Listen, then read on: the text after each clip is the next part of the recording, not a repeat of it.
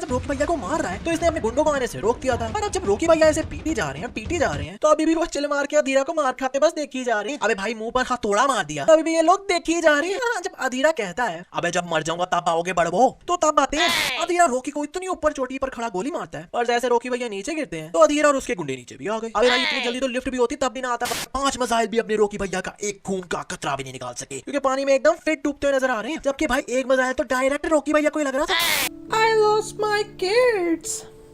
I lost my mother.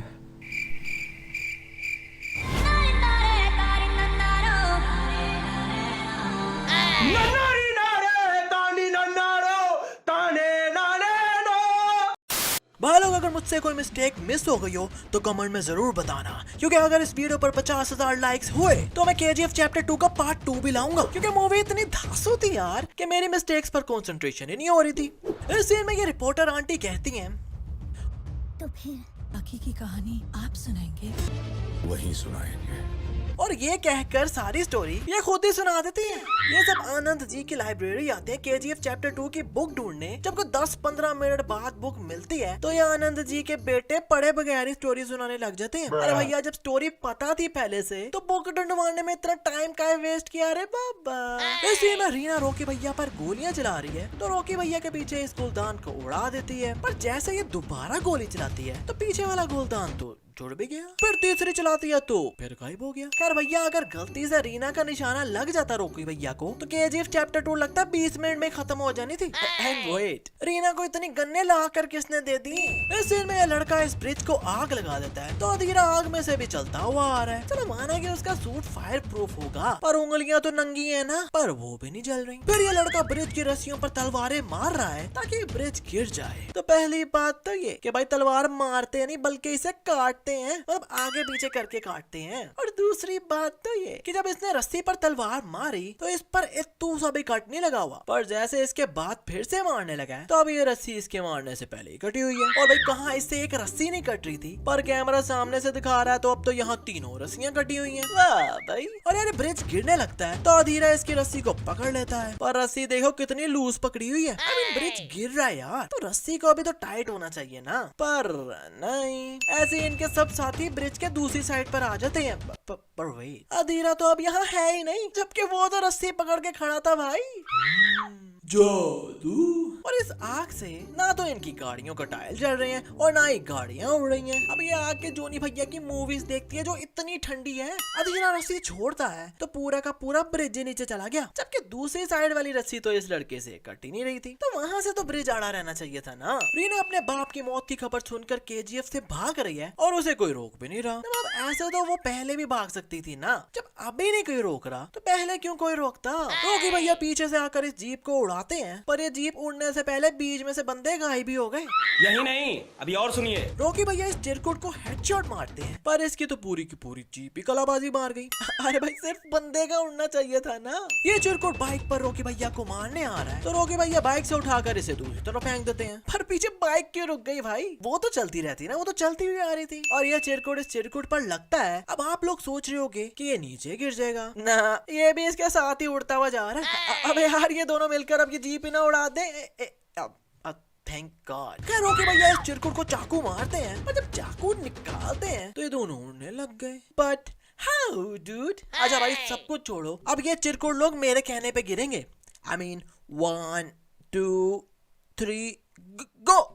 क्या बात है। अधीरा रोकी को इतनी ऊपर चोटी पर खड़ा गोली मारता है, पर जैसे रोकी भैया नीचे गिरते हैं तो अधीरा और उसके गुंडे नीचे भी आ गए। अबे भाई इतनी जल्दी तो लिफ्ट भी होती तब भी ना आता बंदा, जितनी जल्दी ये लोग ऐसे ही आ गए। ऊपर से रोकी भैया को गोली लगी है एंड ही इज लाइक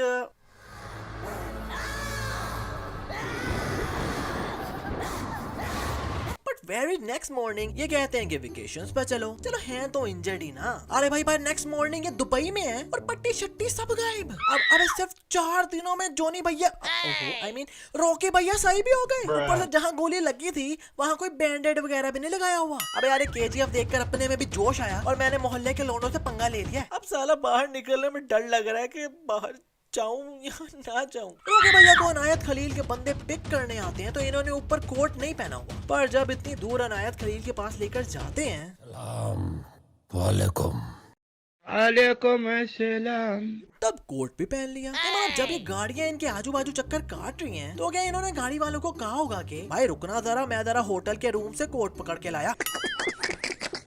और इसके गुंडे भी इतने घोचू हैं कि अंधेरे में भी सनग्लासेस लगाकर खड़े हैं। भाई अंदर आकर तो उतार दो। And finally the Rocky has come back to home. Adheera को मारने वापस आए हैं, पर इस चिरकुट को एग्जाम में चीटिंग करने की लगता है इतनी आदत है जो गोलियां भी अपने बाजू वाले बंदे को देखकर ही मार रहा है। वाह भाई। और सामने वाला टपाटप गोलियां चला रहे हैं, पर भाई इनके पास ऐसी राइफल्स हैं जिनमें सिर्फ 2 ही गोलियां डलती हैं एट अ टाइम। उसके बाद न्यू गोलियां डालनी पड़ती हैं, पर फिर भी टपाटप गोलियां चला रहे हैं। आई मीन एक बार पे रीलोड करते नहीं देखा मैंने। और रोकी भैया ने तो ऐसा जैसे गोलियों की बारिश ही कर दी। और अधीरा एकदम सीधा खड़ा हुआ है, पर फिर भी अभी तक एक गोली भी नहीं लगी। एंड पर लगती है, पर जब गोलियों की बारिश हो रही थी तब एक भी नहीं लगी थी। सामने से गोलियां चल रही हैं and this guy be like ऐसे गन लेकर खड़ा हुआ है। अबे भाई गोली नहीं चलानी तो गाड़ियों के पीछे छुप जाना, पर नहीं। रॉकी भैया इस बंदे का हाथ काट देते हैं क्योंकि यह हिला रहा था रीना का हाथ, पर इनका छुरा तो इसके हाथ को टच भी नहीं हुआ। ओह वेट,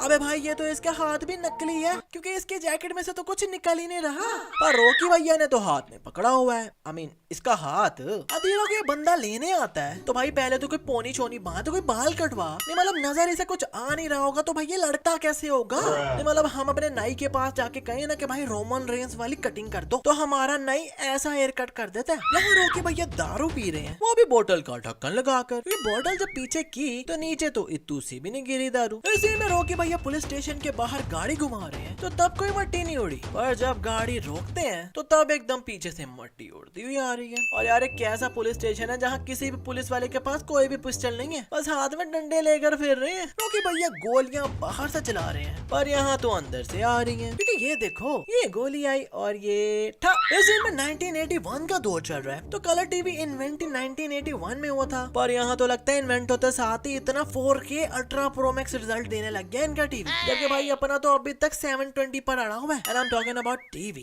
not LED। इस सीन में अधीरा रॉकी भैया का निशाना सेट करता है, पर लगती गोली रीना को है। पर जिस एंगल पर इसने निशाना सेट किया था तो मैक्सिमम रीना के सर पर गोली लगनी चाहिए थी ना, पर लगती भी पेट पर है। जबकि वहाँ तो आगे रॉकी भैया खड़े थे, तो अगर ये पेट पर निशाना लगाता भी तो रॉकी भैया के पीछे से कमर पे लगना था। और मजे की बात कि अधीरा जब गन ऊपर कर रहा है तो इसकी गन में तो कोई स्कोप लगा ही नहीं हुआ। तो भाई ये निशाना लगाने वाला ग्राफिक्स कहाँ से आया रे बाबा। अब होने वाली है the biggest fight between Rocky and Adheera, जिसमें इस चिरकुट के पास गन है और अधीरा को ऐसे मारने आया। अबे भाई गन है तो दूर से गोलियां मार देना, भर के यही नहीं सब भी गन्स को उल्टा पकड़ के लड़ रहे हैं यहाँ। अरे भाई टिकटॉकर्स के हाथ में गन्ने दे दिए हैं क्या। अधीरा के पास मौका है कि रॉकी भैया को इजिली मार, पर क्या वो मारते हैं? नहीं। हाँ, इंस्टेड ऑफ दैट ये अपनी तलवार को टेढ़ी करके मारते हैं। तो भाई आप यहाँ रॉकी भैया को मारने आए थे या उनके साथ खेलने आए थे? आई मीन मौका है तो जल्दी से मारो ना अधीरा भैया। अच्छा हमको सिखा रिया है। अच्छा धीरा जब रॉकी भैया को मार रहा है तो इसने अपने गुंडों को आने से रोक दिया था। और अब जब रॉकी भैया ऐसे पीटी जा रहे हैं तो अभी भी वो चिल मार के अधीरा को मार खाते बस देखी जा रहे हैं। अरे भाई मुंह पर हथौड़ा मार दिया जिससे अधीरा का मुंह भी फट गया और खून भी निकला है। पर जैसे वो नीचे गिरा है तो अब वो एकदम से सही भी हो गया। पर अभी भी ये लोग देखी जा रहे हैं। अरे भाई अब तो आ जाओ उसे बचाने। हाँ, जब अधीरा कहता है अबे जब मर जाऊंगा तब आओगे बड़बो, तो तब आते हैं। ये मतलब लगता है रॉकी भैया मार भी देते तब भी इन्होंने बस देख ही जाना था। भाई और एक घोचू लोग भी उल्टी गन पकड़ के आ रहे हैं। अरे भाई गन को चलाते हैं मारते नहीं है। और ये चिड़कुट भागता भागता के इतना आगे निकल गया कि इसे भी मार दिया, इसे भी मार दिया। तो अब आया जाकर और रॉकी भैया ने इस चिटकुट को बिठाया है और चाकू निकाला और ये भी बस बैठा हुआ वेट कर रहा है कि कब इसे मारेंगे। अरे भाई कोई काउंटर शाउंटर नहीं करना क्या? आई मीन भाई तेरे हाथ तो खुले हैं ना, कुछ मारने चाड़ने की ट्राई तो कर। पर नहीं, लगता है इसे पता है कि रॉकी भैया से मार खाकर मरने से अच्छा ऐसे ही मर जाऊं बिना उंगली किए। इस दिन में नेवी जब आर्मी को बता रही है कि रॉकी भैया ओशन में है तो यहाँ दिन हो रहा है, लाइक चकाचक रोशनी हो रही है। पर जहाँ रॉकी भैया है वहाँ तो रात हो रही है। हाँ आई नो अब आप लोग कहोगे कि भैया बादल आए हुए हैं। तो भाई ओशन इतना बड़ा होता है कि अगर एक साइड पर बारिश हो रही हो ना तो दूर कहीं धूप क्लियरली नजर आ रही होती है, पर यहाँ तो दूर दूर तक अंधेरा ही है। But at the end navy ने 5 मिसाइल फेंक कर रॉकी भैया का जहाज उड़ा दिया। भाई वैसे एक दो भी चलाते तो शिप ने फट ही जाना था। आई मीन सेव मिसाइल ना यार।